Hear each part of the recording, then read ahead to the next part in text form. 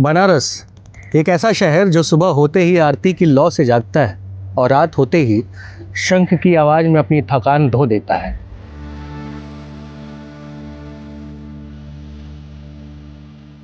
यहाँ हवा में गंगा की नमी है, गलियों में पुराने किस्सों की खुशबू है और हर मोड़ पर कोई ना कोई कहानी खड़ी है, जैसे कह रही हो रुक जा पहले मुझे सुन ले।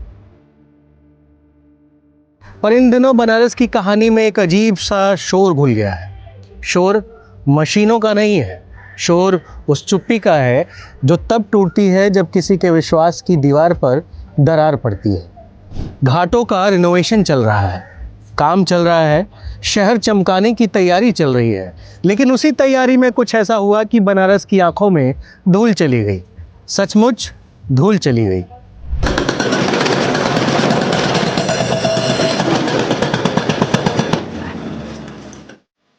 हर हर महादेव शंभो काशी विश्वनाथ गंगे। हर हर महादेव शंभो काशी विश्वनाथ गंगे।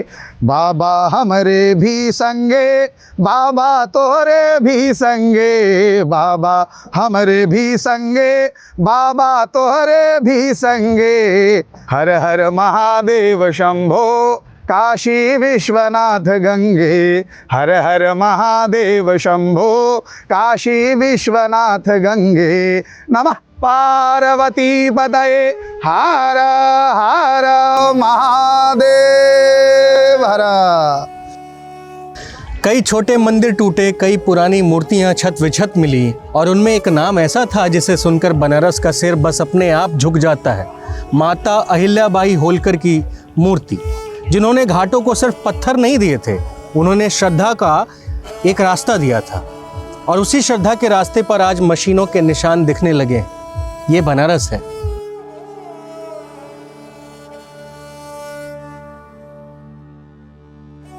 पिछले दिनों एक पंडित जी का वीडियो वायरल हुआ। वो रो नहीं रहे थे, वो बस बता रहे थे, धीमे धीमे टूटे हुए शब्दों में टूटे हुए विश्वास की कहानी बता रहे थे, बनारस के घाटों की कहानी बता रहे थे। उनकी आवाज़ में गुस्सा नहीं था, लेकिन वो आवाज़ ऐसी थी जैसे कोई इंसान अपनी ही पूजा को मलबे में बदलते हुए देख रहा हो। और फिर कहानी में एक नया मोड़ आया। कुछ लोगों ने कहा ये वीडियो AI से बना है, मतलब अब दर्द भी नकली घोषित होने लगा। वो कुछ लोग प्रशासन के लोग थे, नेता थे, सरकार ही कह लीजिए। जैसे बनारस में अब सिर्फ पत्थर नहीं टूट रहे, सच भी टूट रहा है। लेकिन हमने उस चेहरे को ढूंढ निकाला। वो कोई AI नहीं थे, वो बनारस के ही पंडित हैं, पंडित अजय शर्मा। इन्हें सुनिए। हम प्रेत योनि में जन्मे हैं, प्रधानमंत्री जी भी प्रेत योनि में जन्मे हैं। तो किसी की काशी नहीं है, काशी में दाता एक है, भगवान शिव। उसके अतिरिक्त काशी में कोई दाता नहीं है।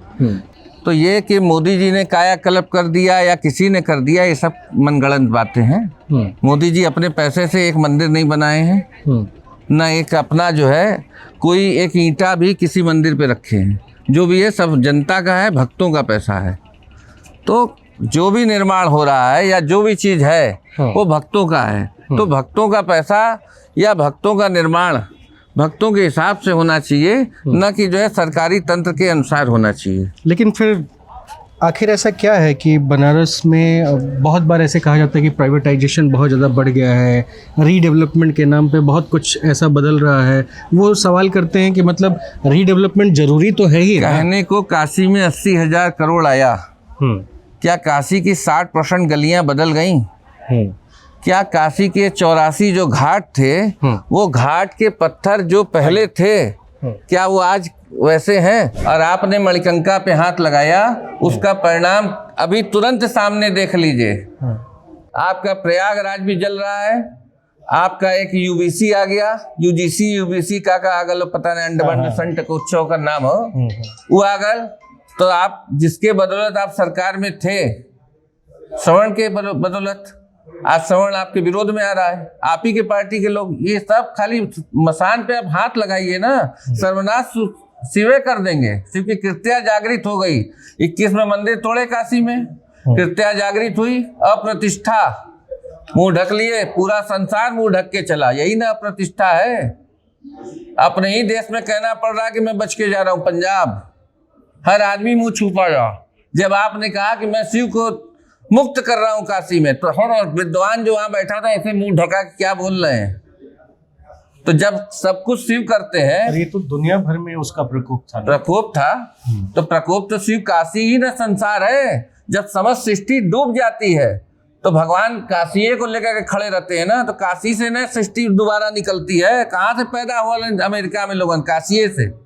80 से लेके राजघाट चले जाइए, जितने भारतवर्ष या विदेश विदेश जितना है सब यहीं बसा हुआ है, कहीं बाहर नहीं है कुछ। जहरीला बनाया जा रहा है नदियों को, सफाई के नाम पे हजारों करोड़ रुपए खर्च किए जा रहे हैं और उसका निष्कर्ष शून्य।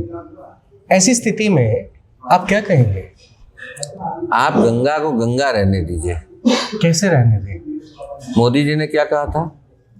माँ गंगा का बेटा हूँ, माँ गंगा ने बुलाया है। माँ गंगा की अर्धचंद्राकार स्वरूप ललिता घाट, हजारों ट्रैक्टर उनके कोख में कंकड़ पत्थर भर दिए मोदी जी, और गंगा के बेटा हैं। तो इसीलिए मैंने कहा ना कि मैं भी प्रेत योनि में जन्मा हूँ, वो भी प्रेत योनि में। 84 लाख योनि कर्म के अनुसार ही तय करेगी कितने करोड़ नरक में किसको जाना है। अब एक और हकीकत सुनिए। लोग कहते हैं पीएम की सिटी है, पर सफाई के पैमाने पर शहर कई जगह फेल नजर आता है। अब बनारस की विडंबना देखिए। वीआईपी मूवमेंट होता है तो सड़कें चमक जाती हैं, स्ट्रीट लाइट ऐसे जलती है जैसे शहर ने नया जन्म ले लिया हो। फिर वीआईपी निकल जाता है और शहर वापस अंधेरे की पुरानी आदत में लौट जाता है। लाइट नहीं, व्यवस्था नहीं, वही बनारस, बस वही बनारस जो हर बार खुद को संभाल कर मुस्कुरा देता है, कभी ट्रैफिक के नाम पे तो कभी यहाँ के लाइटों के नाम पे। घाटों का विकास जरूरी है, शहर का रिनोवेशन भी बहुत ज़रूरी है, लेकिन सवाल सिर्फ इतना है, क्या इस विकास में बनारस की आत्मा सुरक्षित है? ये हम नहीं, यहाँ के तो पंडित लोग, आम जन पूछ रहे हैं। ऐसा क्या रोड चौड़ी करने के चक्कर में है दर्शनार्थियों के लिए, उसके लिए ये चीज़ हो रहा है। मगर जो दुकानदार यहाँ के हैं वो उजड़ जाएंगे, फिर उनको कहीं और ना कहीं ना बसना होना होगा। आप अब क्या करेंगे अंकल? कुछ नहीं करेंगे, क्योंकि बनारस को सुंदर बनाना आसान है, पर बनारस को बनाए रखना, यानी कि बनारस को बनारस बनाए रखना सबसे कठिन काम है। आज उसी बनारस में पंडित अजय शर्मा की आवाज़ गूंज रही है। एक आवाज़ जो कहती है मंदिर बचाना चाहते हैं, मूर्तियां बचाना चाहते हैं, अपने इतिहास की गरिमा बचाना चाहते हैं जिसे ये नेता बेच चुके हैं, कभी धर्म के नाम पर, कभी आस्था के नाम पर, तो कभी व्यवसाय के नाम पर। और बनारस के घाट जो रोज लाखों लोगों को मोक्ष का रास्ता दिखाते हैं, आज खुद इंसाफ का रास्ता खोज रहे हैं। और ये रिपोर्ट उसी खोज की कहानी है। बनारस की धूल में दबे सच की कहानी, टूटे हुए मंदिरों की कहानी, और उस शहर की कहानी जो हर बार टूटती भी है और टूटकर आरती की लौ की तरफ फिर जल उठती है। यही बनारस है। फिलहाल इस वीडियो में इतना ही। मेरा नाम अनिल शारदा है, आप मुझे सॉल्ट बाय लुटेंस पर देख रहे हैं। हमेशा से एक आग्रह तो होता ही है कि यदि आपको हमारा काम पसंद आए तो सॉल्ट के चैनल को भी आगे बढ़ाइए। ये आपका ही चैनल है, आपके लिए ज़रूरी है, हमारे लिए ज़रूरी है। बहुत बहुत धन्यवाद, शुक्रिया।